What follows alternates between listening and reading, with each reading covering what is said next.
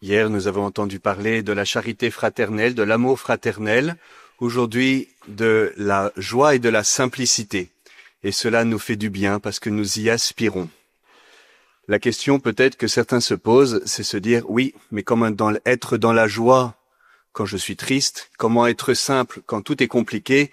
Comment aimer mon frère qui m'a fait du mal? Et c'est là où la parole de Dieu nous enseigne avec cet évangile qui est court mais exigeant, certainement parce qu'il faut toute une vie pour le mettre en œuvre, qui nous parle de la correction fraternelle. Si ton frère a fait quelque chose contre toi, parle-en à tout le monde sauf à lui, c'est tellement plus agréable et confortable. Ah non, pardon. Non, c'est peut-être ce que nous on fait. Non, si ton frère a fait un péché contre toi, va lui faire des reproches seul à seul. S'il ne t'écoute pas, appelle 2 ou 3 témoins. Et s'il ne t'écoute pas, il refuse de t'écouter, appelle l'Église. Le Seigneur nous montre combien il est important de vivre la correction fraternelle. Et Dieu sait combien c'est compliqué pour nous de le vivre effectivement. Je me souviens une fois, on avait une difficulté dans la paroisse avec une animatrice qui chantait très bien avant. Eh ben, j'ai jamais réussi à lui dire que ce n'était plus le cas. C'est tellement compliqué parce que la personne se donne et c'est tellement beau. Voilà. Et les gens en ont tellement marre aussi. Bon. Comment faire pour vivre la charité fraternelle? Alors, à l'école du cœur de Jésus, dans la douceur et dans l'humilité. Sainte Marguerite Marie, religieuse ici à la Visitation, qui a bénéficié des apparitions du Sacré-Cœur il y a 350 ans, un jour le Seigneur lui a demandé le grand sacrifice. Vous savez, Marguerite Marie, elle aimait beaucoup Dieu, et à l'époque, la manière de montrer à Dieu qu'on l'aimait, c'était de faire des sacrifices. Et donc, il y avait une espèce de surenchère de sacrifices, et un des sacrifices les plus difficiles, c'était de manger du fromage pour Sainte Marguerite Marie. Mais il y a un sacrifice, parce qu'elle aimait pas du tout ça, elle était malade. Mais voilà, comme elle aimait beaucoup le Seigneur, du coup, elle mangeait le fromage. Ça tombe bien ici, il n'y a pas de fromage, du coup, en souvenir de ces sacrifices de Marguerite Marie.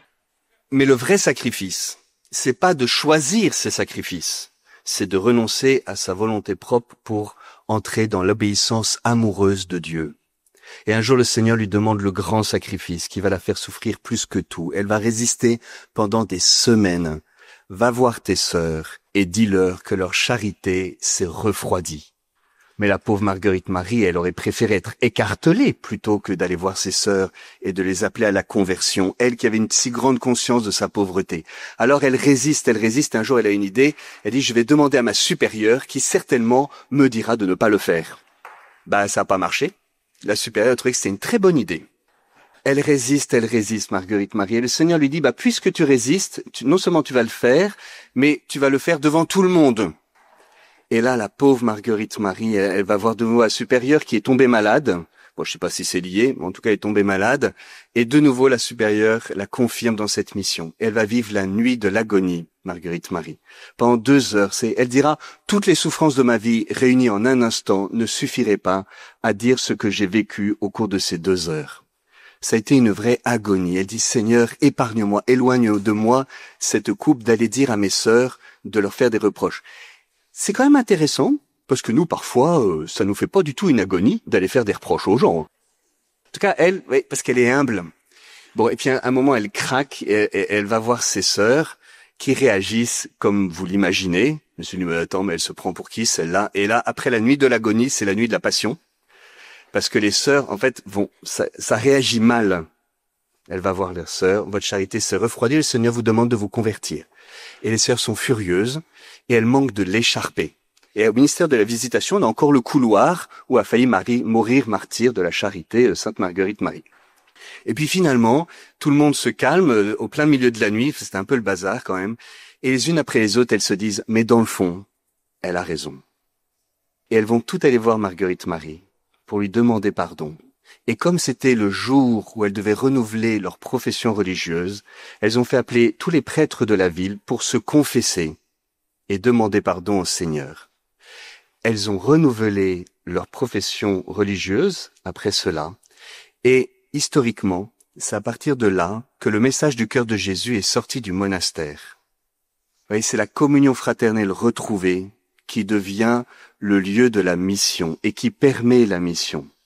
Alors vous voyez, Marguerite Marie, elle a vécu cela dans la douceur et dans l'humilité. Si ton frère a péché contre toi, va le voir seul à seul pour lui faire des reproches. Alors, à la lumière de Marguerite Marie, à l'école du cœur de Jésus, comment vivre cette correction fraternelle? La question n'est pas de savoir si on a envie de parler. Souvent, on parle quand on devrait se taire et on se tait quand on devrait parler. Il y a 3 questions à se poser. C'est est-ce que c'est vrai? Est-ce que c'est bon? Est-ce que c'est utile? La question, c'est pas est-ce que ça m'est agréable? Parce que parfois je le fais parce que ça m'est très agréable de me défouler sur mon mari et de lui dire ces 4 vérités. Et parfois je me tais lâchement parce que ça m'est très désagréable de dire à ma femme ce sur quoi elle doit se convertir. Alors, pour vivre ce discernement, eh bien, quelques questions. Donc, comme je l'ai dit, est-ce que c'est vrai? Est-ce que vraiment c'est fondé? Voilà, parce que parfois on se trompe. Est-ce que c'est bon? Est-ce que c'est utile? De pouvoir nous mettre devant Dieu, disant, mais Seigneur, pourquoi est-ce que je vais aller voir mon frère ou ma sœur pour la corriger? Est-ce que mon intention, c'est ce qui est bon, et c'est que la vérité soit faite et que ce qui est bon puisse porter du fruit, ou bien est-ce qu'il y a en moi de la jalousie, par exemple, ou un désir de vengeance, ou de faire justice, ou de compenser? Enfin, vous voyez, quelles sont, Seigneur, mes intentions, et purifie mes intentions afin que mon intention soit droite. En fait, je vais aller voir mon frère parce que Dieu me le demande. Et du coup, je deviens libre intérieurement, par rapport à moi-même et par rapport à l'autre. De se demander aussi, mais dans quelles conditions vais-je pouvoir le faire? Choisir le bon moment, choisir le bon endroit. Vous voyez, parfois il y a des disputes qui ont lieu parce que on aborde des points qui fâchent, ce qui est bon, mais on le fait pas nécessairement au bon moment ou quand on prend l'autre par surprise.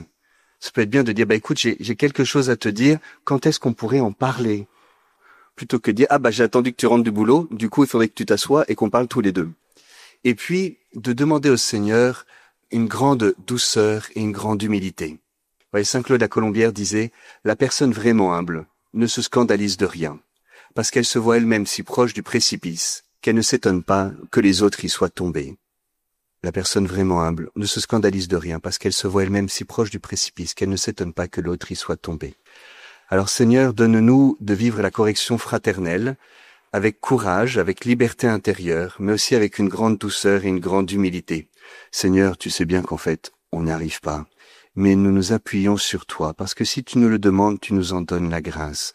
Prends notre cœur, transforme-nous, Seigneur. Donne-nous de faire ta volonté, de la chercher par-dessus tout.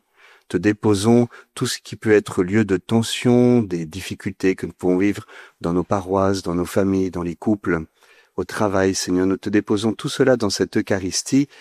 Viens faire de nous des artisans de paix dans la douceur et l'humilité de ton cœur. Amen.